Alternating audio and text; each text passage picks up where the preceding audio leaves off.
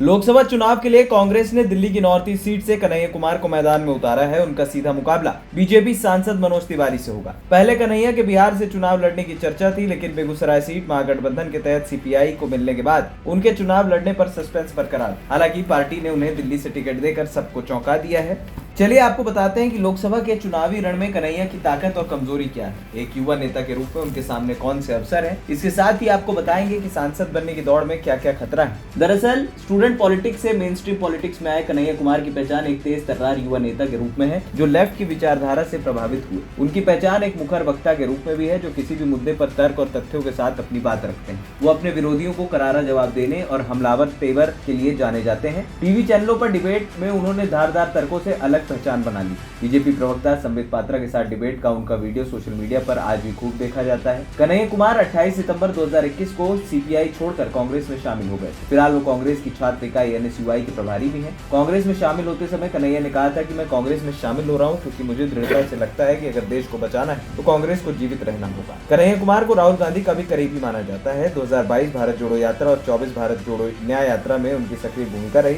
उन्होंने कांग्रेस सांसद के साथ दौरा किया।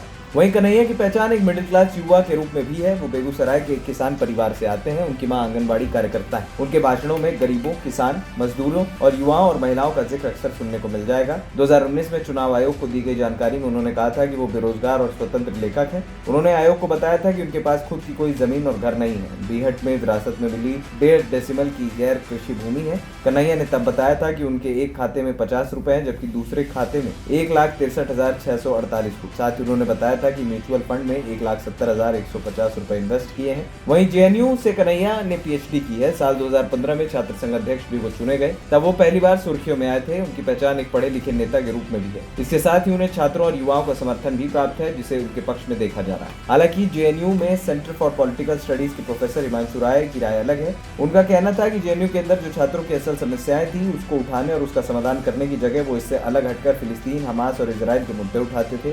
छात्र संघ के अध्यक्ष होने के नाते उनका फोकस जिन मुद्दों पर होना चाहिए था उसके बजाय वो सिर्फ गोल मोल बातें करते थे। यही जेएनयू में उनकी राजनीति रही है। वहीं अगर कन्हैया की कमजोरी की बात करें तो उनके पास राजनीतिक अनुभव ज्यादा नहीं है। जानकारों की माने तो कन्हैया के पास अपना कोई जनाधार नहीं। 2019 के चुनाव में कन्हैया को लेफ्ट ने मोदी सरकार के फायर ब्रांड मंत्री गिरिराज सिंह के खिलाफ बेगूसराय सीट से उम्मीदवार बनाया था। हालांकि तब वो हार गए। कभी लेफ्ट का चेहरा रहे कन्हैया कुमार को अब कांग्रेस के नॉर्थ ईस्ट दिल्ली सीट से चुनावी मैदान में उतार दिया गया है, लेकिन इस सीट के पिछले 2 बार से बीजेपी का कब्जा है। वहीं कन्हैया कुमार धार्मिक मुद्दों पर तटस्थ दिखे हैं, चाहे वो राम मंदिर निर्माण हो या फिर कोई अन्य धार्मिक मुद्दा। कन्हैया ने कभी भी खुलकर न धार्मिक मुद्दों का समर्थन किया और न ही उसका विरोध किया। जनवरी में हुई राम मंदिर प्राण प्रतिष्ठा पर बयान देते हुए उन्होंने कहा था कि धर्म का मतलब होता है धारण करना, धर्म का मतलब होता है प्रेम, धर्म का मतलब होता है सत्य, धर्म का मतलब होता है न्याय, धर्म का मतलब होता है समानता, धर्म का मतलब होता है कि आपके कर्म में ही ईश्वर वास करते हैं। इसलिए धर्म का मतलब है लोगों से प्रेम, मोहब्बत, न्याय, बराबरी, खुशहाली और शांति। वहीं अब ये देखना होगा कि कन्हैया कुमार के पास ये जो अवसर है